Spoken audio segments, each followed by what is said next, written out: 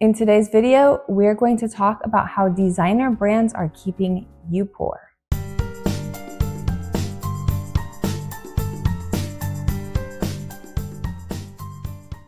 Hi everyone, my name is Helen. Welcome to my channel. In today's video, we're going to talk about how designer brands are keeping you poor. And you guys, if you like this kind of content, please do subscribe so that this channel is able to grow. When it comes to designer brands, the first thing that you have to keep in mind is that they are aiming for manufactured exclusivity. That means that they are trying to portray that you will go up in the social hierarchy if you buy their product. And this is particularly the case if you're looking at something like a high-end, very expensive designer brand that are very hard to get. For example, you're required to spend a lot of money in the store prior to even being approved to purchase the item. And then you aren't even able to choose the color, you're not able to choose the particular style that you want, you're just buying whatever they give to you.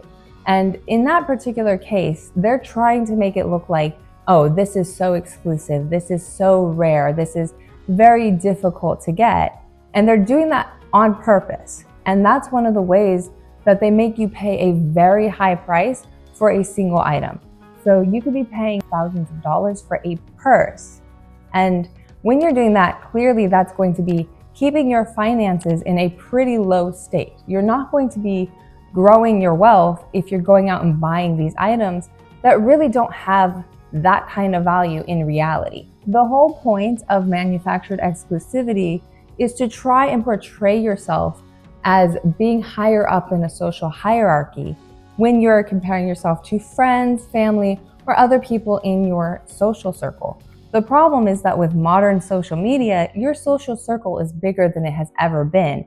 And so trying to keep up with those brands is really causing a lot of financial strife for people. The second point that you have to keep in mind when it comes to designer brands in particular is that they are not targeting the wealthy. They are targeting people who are poor and middle class, because the designer brands already know the wealthy don't have anything to prove.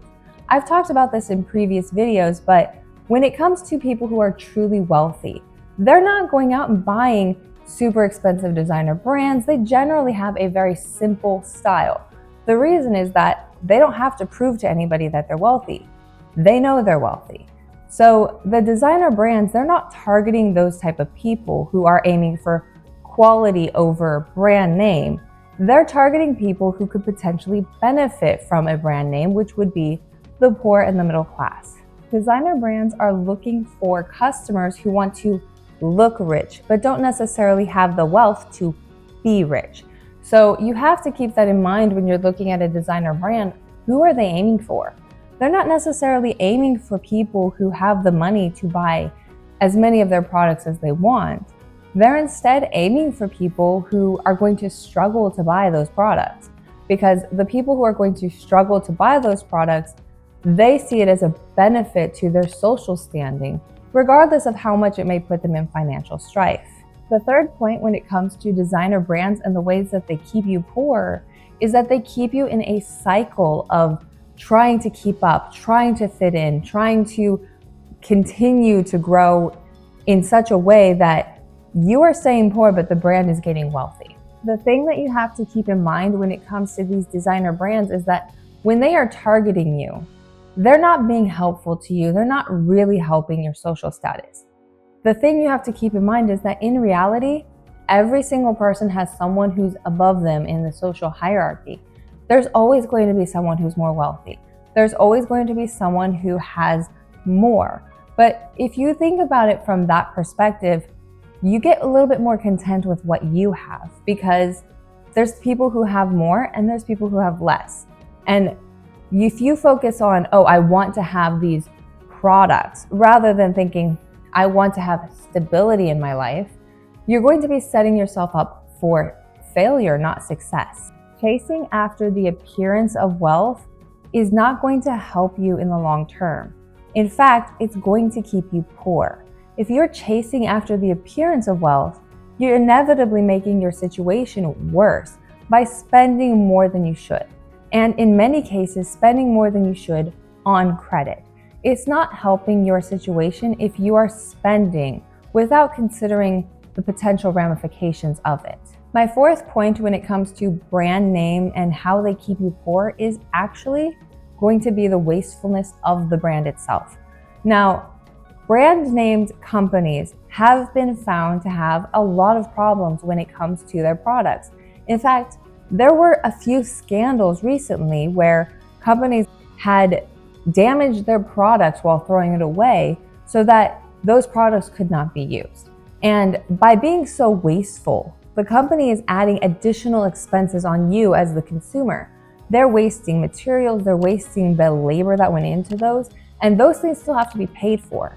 But they're also throwing it out. They're not selling those products, they're not giving a discounted price on those products, they're literally damaging the product and throwing it away. When you look at that situation where a company is throwing out perfectly good products for no reason, and then you see that they're not only throwing it away, but also damaging the product so it cannot be used, then it brings up the question, how much of the price am I paying for these products coming from wastefulness on the company's part?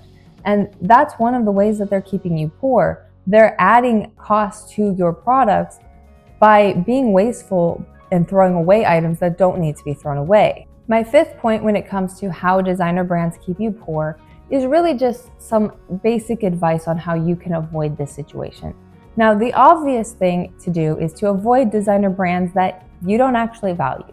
So if you're just buying a designer brand to chase clout and to keep up with the Joneses and just to get that impact on your family, friends, social media, to cause other people to feel jealous of you, you might want to reevaluate why you're buying those items in the first place. So buying an item to cause other people to think, oh, they're so much more wealthy than me, when you're not, is only being detrimental to your own stability.